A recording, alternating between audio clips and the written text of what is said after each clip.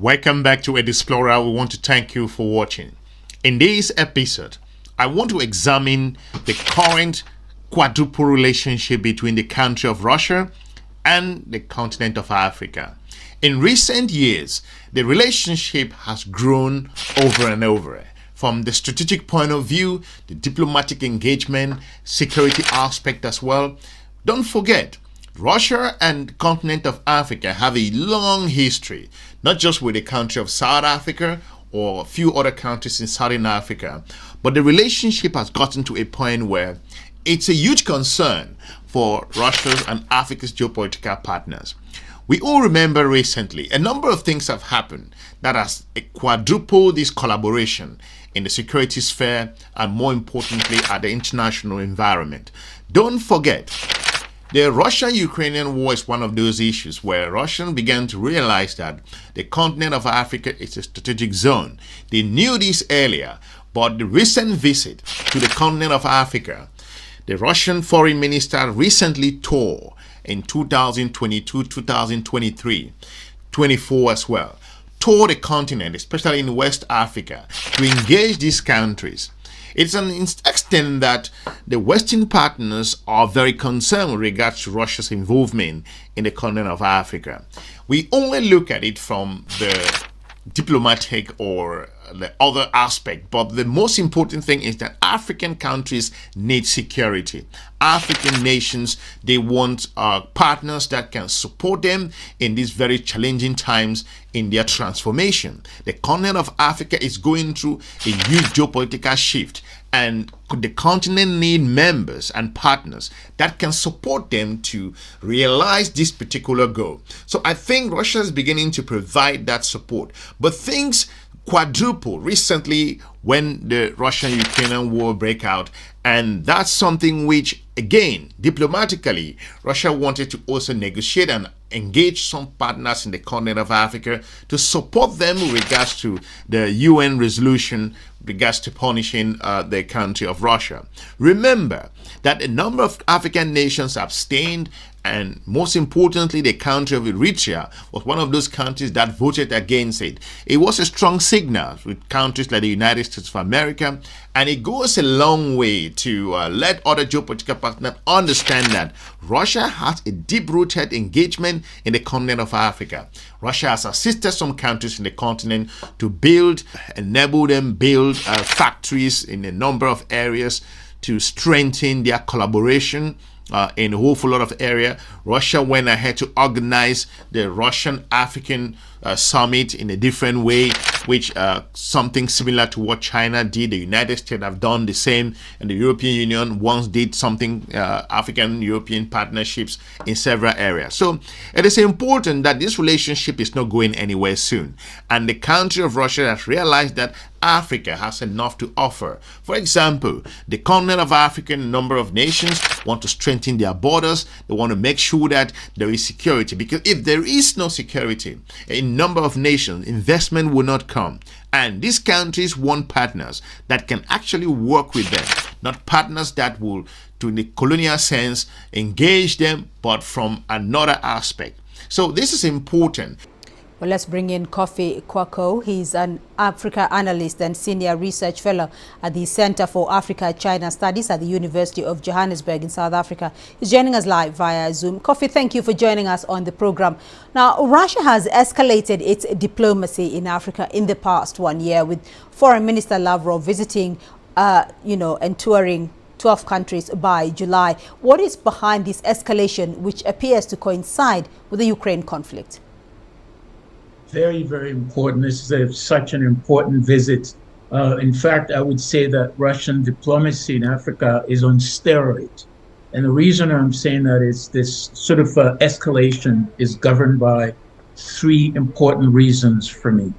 The first one is that now it's a geopolitical realignment that is really the renewed of new partnerships that really as a consequences, as you said, in part by the Ukraine crisis and the Ukraine war.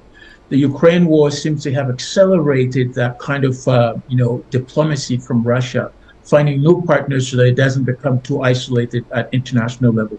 The second reason for me is the geo-economic competition that is now with the US-led West. That includes a couple of things. The first one is the energy crisis that came out of the Ukraine crisis. And then the second one is that I think Russia and many other countries are trying to escape the US economic hegemony that is really choking them to a certain degree. And now the third reason is that Africa matters more than ever. And we can see that because the competition is very intense. The recent withdrawal of France in West Africa and a number of African nations that have asked France to disengage and also withdraw its troops, it gives that room and that opportunity for the Russians, who at the moment are really moving really swiftly.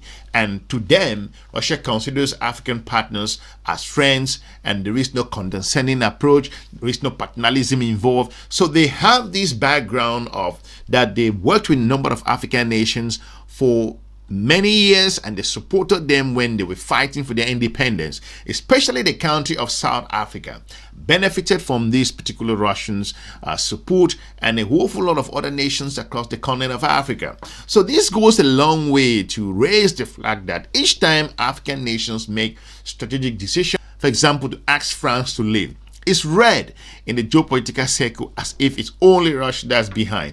This doesn't sit well with African leaders or the African geopolitical experts in the region or policymakers. It removes the conversation that the continent cannot make decisions on its own. So it's absolutely wrong to an extent. So this partnership will continue to grow from the security standpoint and from the diplomatic standpoint as well. So Africa matters, and that is visible from the geopolitics shaping up. How are African countries, though, benefiting from this intensified diplomatic foray by Russia? Oh, there are numerous ones. There are numerous ways, cultural and so forth. But one of the three most important things for me is that the first one is that there's now a new geopolitical visibility for Africa. It's a potential for Africa to be, not yet, but as a global player, to start doing that by association with powers that are already giant by themselves, like Russia, China, and any other powers that are alternative to the West. And then, of course, by that association, Africa will be a little bit more visible and then claim some kind of space. The second one is that it helps Africa's agenda start to take shape, where African leaders themselves and Africans will realize that, by goodness, we do have a way to make ourselves not only known, but our interests also being taken care of, be known out there. And then, of course, the third one, and I think also more important, which is a form of benefit, is that Africans are trying to find a way to slowly escape the geopolitical and geoeconomic colonial chokehold and that the West has put on it. What has also changed in regards to this particular relationship is that with the continent of Africa associating very closely with Russia, it has brought African issues into prominence. It has brought the continent of Africa's engagement with the global community. African governments and countries have been taken seriously for the first time because of their very close relationship with Russia and China, and to an extent, this was seen at the United Nations when the resolution put together to sanction the country of Russia at the time was a very important contribution where the continent of Africa spoke to an extent. There was division in several areas. Every country made a decision. Some went with Ukraine, some condemned it, some went with Russia, others stayed neutral in a number of areas. So the association and the partnership with the country of Russia to an extent has allowed a number of African nations for their voice to be heard in the global circles, because they have been sidelined for a number of times, and they feel that by going closer to these major nations, a major geopolitical stronghold or bulwark, you will call them, or geopolitical giants,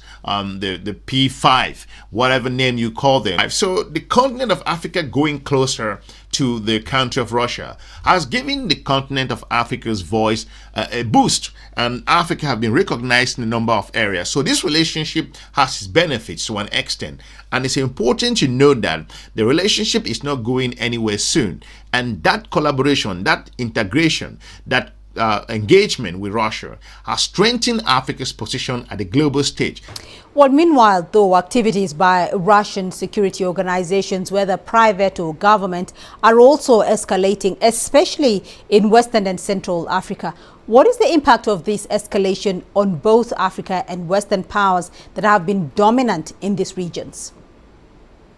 I think it's very important. One of them is, for me, at least as I see it, the role of Russia is coming to sort of disrupt the old colonial alignment and line of the West, by and large. But what is most important is that there's a relationship between security and development. This is a theme that is so important that it's not being discussed properly yet. But I think if it is taken into account, Africans now have understood that the link between development and security is important. But most important, security must come first.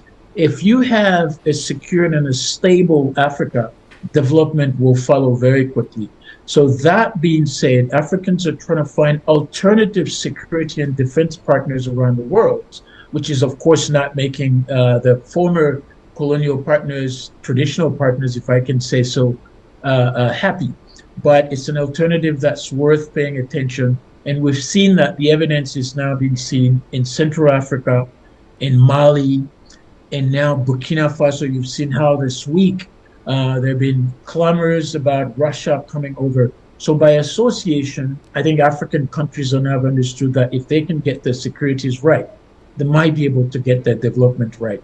And that, for me, is very essential. And that's the evidence that's showing that out there, the security issue, but also partnering with Russia and then China, of course, in economic issues, are really important for the future of Africa. It is clear that Russia's integration or Africa's partnership with Russia has given the continent a boost or some kind of a relief from its colonial nations or colonial partners that over the years have attempt to strangle and have attempt to hold the continent very close, so tight that it can't really see its full potential. This has been a problem for the continent. By the continent of African nations moving forward to engage Russia from a strategic point of view, it has given the countries a huge boost in terms of their global perspective. They are very important. That disrupted, more importantly, this colonial chain of engagement or diplomacy. So this particular engagement with Russia has allowed African countries to rediscover themselves, to reconfigure their approach and their operations in a number of very important areas. So the collaboration and working together with Russia has its own benefits to an extent. So African governments and nations have actually come of age in different areas because they won't have to go to these normal channels. They can break ranks when they want to, and they can go ahead to make decisions that are relevant and more important for their own win-win partnerships. So the collaboration with these countries does not only come with a negative, but I think that it has strengthened their foothold across the region, and it's given African nations the opportunity to speak out on issues that are more relevant to their own development and growth. So Russia's diplomatic engagement in the continent of Africa has come with huge boost in the region. I want to thank you for watching. Let me know what you think with regards to the importance and engagement of Russia in the continent of Africa. Why do you think that this relationship will continue to grow? And what are the different perspectives you think Africa's geopolitical partner perceive this relationship at the moment? I want to thank you for watching. Leave me a comment. I will be looking forward to meeting you soon in our next episode. Have a good day. Bye-bye.